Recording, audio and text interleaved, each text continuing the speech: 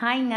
இன்றைக்கி நம்ம வந்து உப்பு ஊறுகாய் தான் செய்ய போகிறோம். அதுக்கு ஃபஸ்ட்டு என்ன பண்ணணும்னா, மாங்காய் வந்து 2 சைடும் கட் பண்ணணும். அது ஃபுல்லாக கட் ஆகக்கூடாது.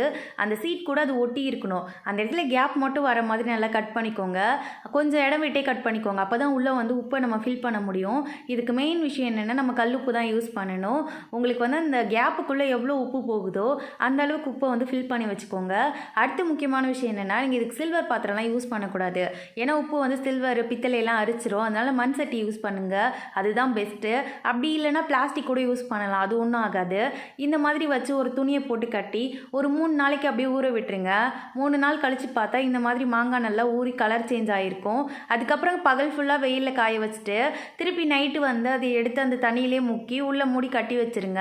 இந்த மாதிரி வந்து 1 வீக் பண்ணிங்கன்னா 1 வீக்குக்கு அப்புறம் இந்த மாதிரி ஆகிருக்கும். உங்களுக்கு இன்னுமே காயணுன்னா இன்னும் ஒரு 1 வீக் காய வச்சுக்கோங்க, நல்லா காஞ்சி வந்துடும். இதுவே ஆனால் ஓகே தான் எங்களுக்கு.